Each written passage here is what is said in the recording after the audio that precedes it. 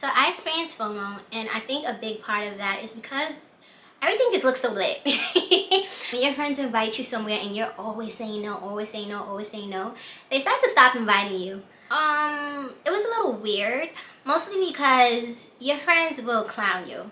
Like, ain't no ifs, ands, and buts about it. And some people be like, oh, if they clown you, they're not really your friends. I think there's a portion of people who also feel like, so what are you trying to say about me? And you want to give up the secular behavior, the lustful nature that we have. She looks so good, I want that outfit, but then when I put it on, it's like,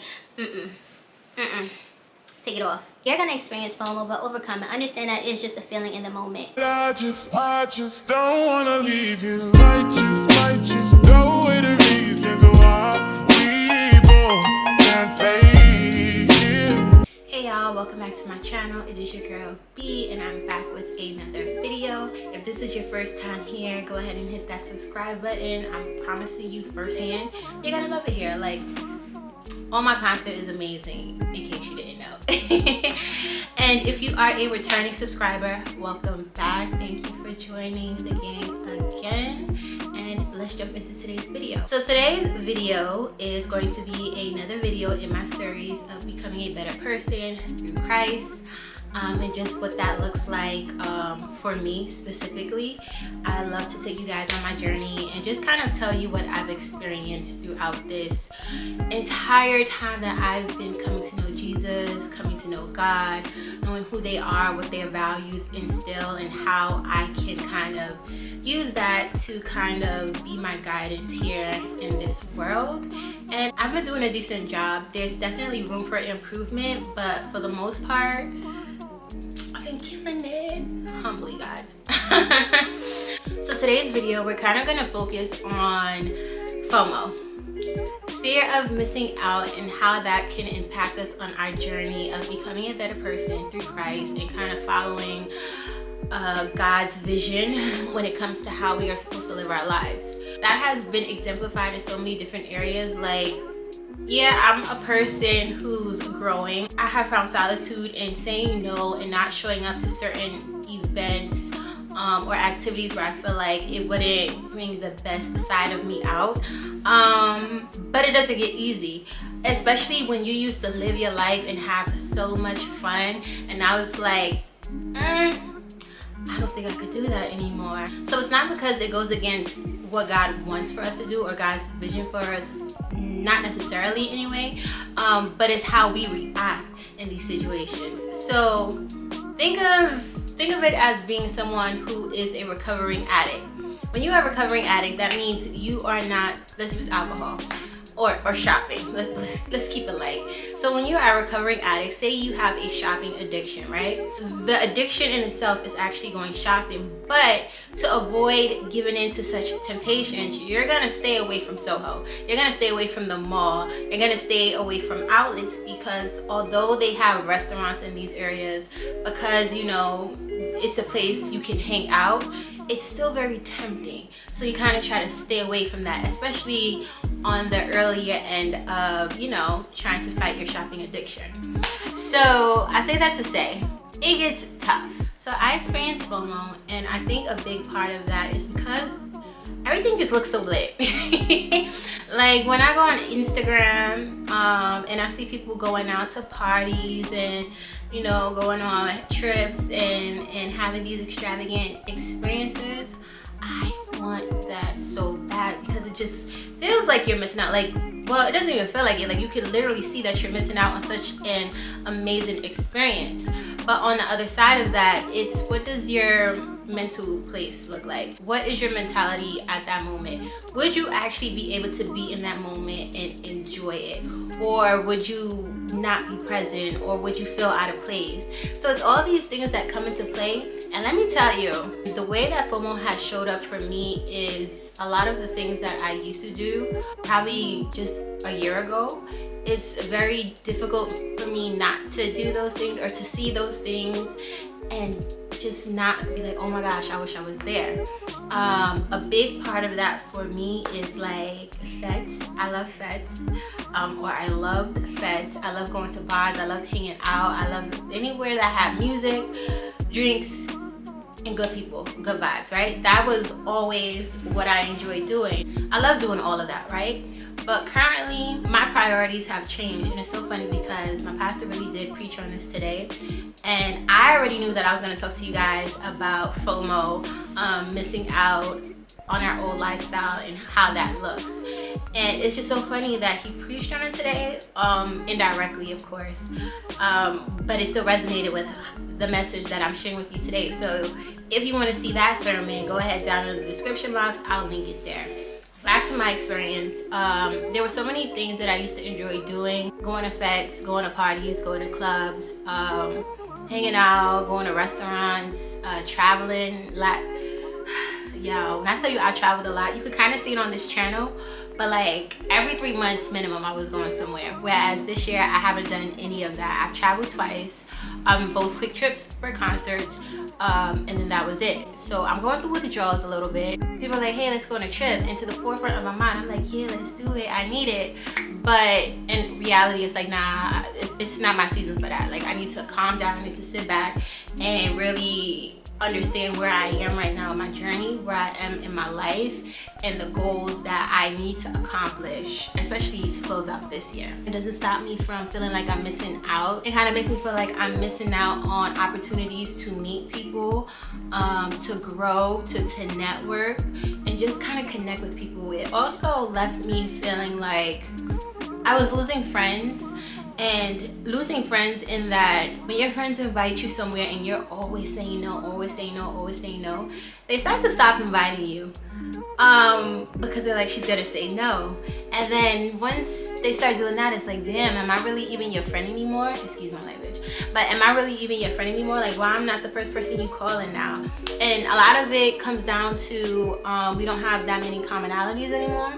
But if we are really true friends, then we'll be all right. We'll break bread together and we'll be fine. So I think that was a big part of it. Or like when you hear people replaying or recapping what they've done over the summer, and it's like, who are these people you were talking about? Like, I don't know what you're talking about, but it sounded like it was so much fun.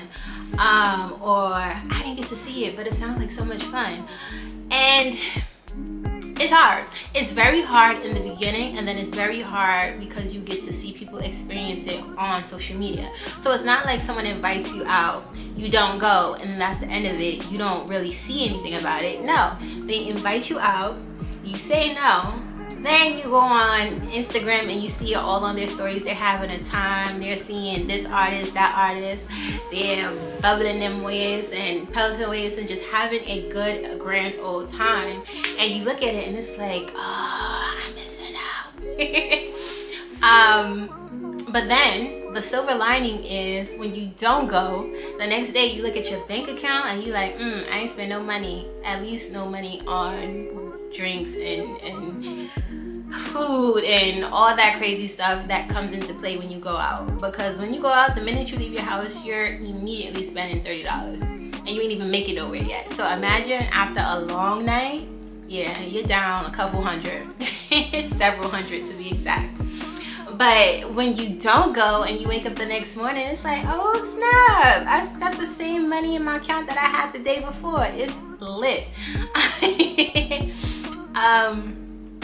But it gets a little easier sometimes, but you do still experience it. Or it got easier for me, but I still experience. Like now when I say no, I feel comfortable in my no. I'm not like, oh man, I really should have said yes. Like, no, I'll say no. I'll look at stories and I'm so happy that my friends have enjoyed themselves. But for me, it's just like, I don't miss it. Like, I'd much rather get rest. It can get hard and it can get tempting to fall back into it. But sometimes, now, how have I dealt with it?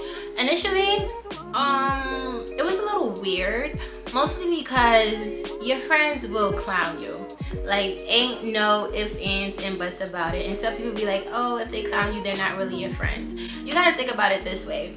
You've known these people for how long? Whether it be 5 years, 10 years, 2 years, you know them for a set amount of time, and it is part of your routine to do certain things. So if y'all go to the club at least twice a month, right? That's what y'all do. Y'all drink, y'all taking shots, y'all doing all these things. That's part of y'all culture. That's part of the routine when it comes to your friendship. So when you turn around and then say, I'm not doing that, it's like, girl, like, we've been doing this forever. Like, what is wrong with you? You're not gonna last. Like, that's how it is. They'll be like, you're being a grandma, you're being an old person. Like, loosen up. Like, what? You're still young. Stop acting like an old person. So you're gonna hear that in the beginning, and it's gonna be a little damper on you, because it's like, wow, like, people really out here calling me out saying I'm no fun because I don't want to partake in certain things. And it's like, if I don't do it, then I don't fit in. That peer pressure. But then if you do it, you start to feel really uncomfortable in the situation. You don't feel like yourself. You feel out of place. You're not really enjoying yourself, because you know that that's not what you are called to do anymore. But you're trying to hold on to that lifestyle, hold on to your friends, hold on to all of that in that moment, because it changes so fast. It's all happening so fast. So it's not to say that your friends are bad. That's where I was going with that. It's not to say that you have bad friends. It's just so it's abnormal for you, and it's also abnormal for them. And then I think there's a portion of people who also feel like, so what are you trying to say about me? If I continue to do it now, I'm a problem. Like, it's weird territory, you know what I mean? And then you also can't go into it saying, I'm not doing that because if you do this, it's a sin. If you drink, it's a sin. If you go to the club and they play secular music, it is a sin. Like, relax. That is not the case. It's just about where you are and why you chose to stop doing it. Now, for me personally, I didn't choose to stop going to parties and fetes and all of that other stuff. It kind of just organically happened, because last year I started school full-time. Then I was working full-time. So like I didn't have that much free time to begin with. Then on top of that, like, I stopped drinking. So that was another factor where I was like, do I really need to go? I was going to a lot of like all-inclusive. So you was paying a lot of money because the drinks kept coming, So it's like, it makes no sense for me to pay that now, because I'm not gonna indulge in the main reason why people pay that price for that ticket, you feel me? And then also, it's not fun being around people when they're drunk. Like, let's start there. It is not fun being the only sober person in the room, because you see things a little differently. So those are the things that comfort me now. And that's not to say that I can't go to parties at all. Like, I have gone to parties, I have gone to fetes, and it's still fun, but it's because I've grown in who I am. I feel secure in where I am in this journey. So it's like, no one can be like, girl, you're not gonna drink, you're no fun. Like, yeah, I'm not gonna drink, but I'm still gonna have fun.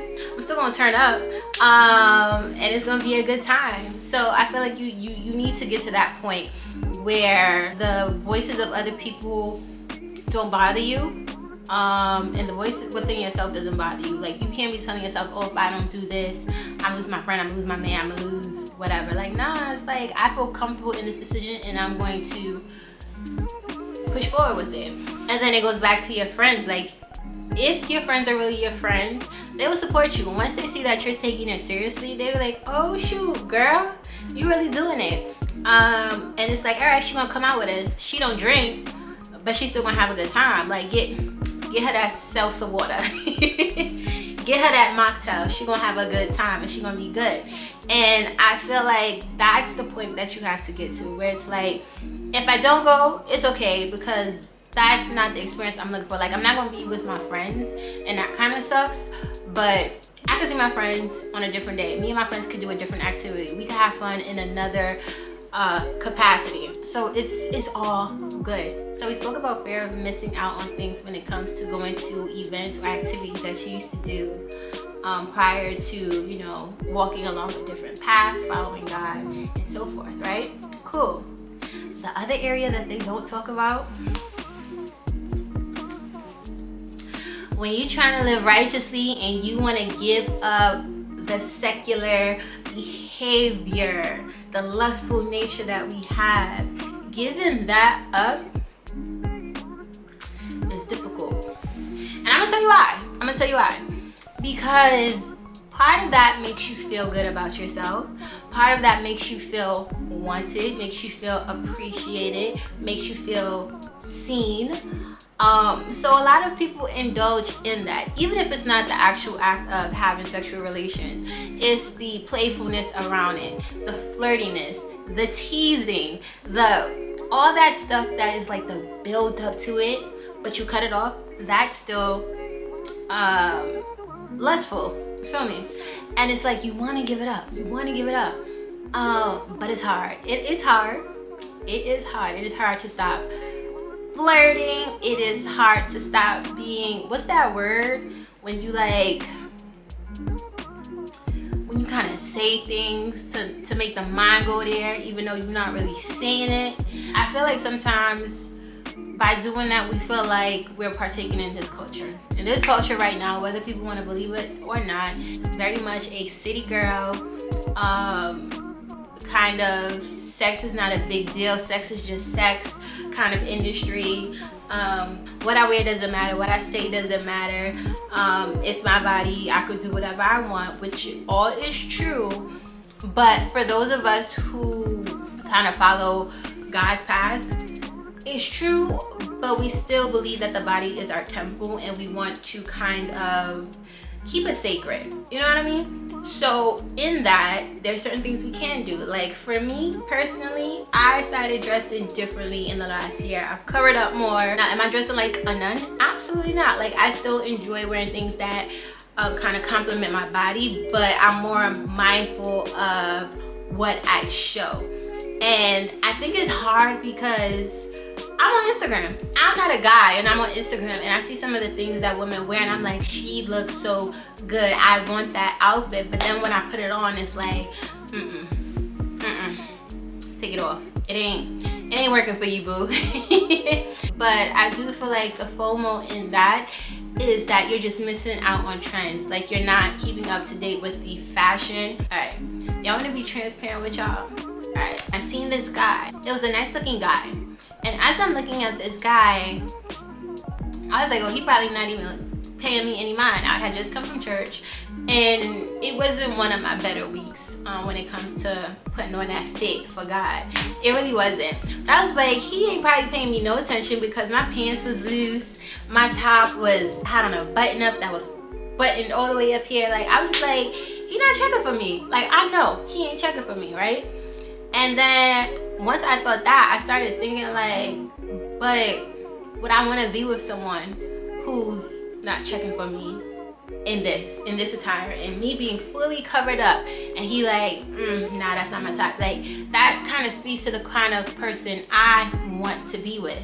You understand where I'm going? So you fear not getting the attention for that fit you put on because it's like nobody gonna like it. It's not culturally relevant, right?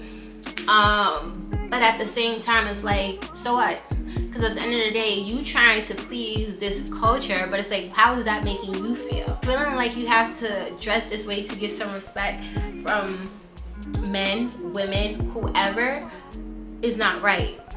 Like, you should be able to wear whatever you want and still get respect. And that's kind of why I say, when it comes to like how I used to dress, I have nothing against anyone who dresses like that, because at the end of the day, you should respect people regardless of what they have on, regardless of what they look like. Like, you're meant to respect them. But on the opposite end, I do understand we live in a society where that's not true. People are prejudiced and biased against you based on the things that you wear. They have these general ideas of who you are based on how you dress, right?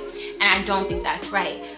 But when you look past that, it's like, how do you feel when you wear certain things that you wear? Honestly, for me, I feel like I aged out of the city girl, hot girl, sexy girl category. Like, it just don't fit the same. My body don't look the same. The clothes don't fit the same. It just don't look the same. So that's another reason why I'm like, we change it how we dress over here. But another part was like, when I go out, I want people to be like, ooh, she put that on. But now it's like, I dress for myself. If I feel like I look good, then I look good, and I'm gonna wear it out. Forget the FOMO. Forget what they say is in. Forget who says you need to dress like this. Forget who says you need to dress like a soft girl. Forget who says you need to dress like a city girl. Forget who says you gotta dress like a tom girl or tomboy. Sorry, but none of that matters. Just go with what's comfortable to you. And if you are a follower of Christ, then kind of wear things that he would love, that he would appreciate, that he would look at and be like, my daughter, you put that on. Like, let it be a blessing to who he is for you. Again, our body is our temple. God is in us and through us. So if you wear something, just be okay with knowing that he's looking at you. And if you could wear it, look at him eye to eye, then you're good. Wear it. But if not, you shouldn't be putting it on. Point blank, period. So we've talked about going to events. We talked about the sexual aspect of it. We talked about clothing. And basically what I want to say is you're going to experience FOMO, but overcome it. Understand that it's just a feeling in the moment. Later on in the day, you won't even be thinking about it. You'll be proud. The more that you stick to your core values and what you want for yourself, the better you'll feel going forward. The easier it will be to continue to do it going forward. Stand in who you are, stand in what you believe. Prioritize God in everything that you do so that you know that he is leading you regardless of what society says.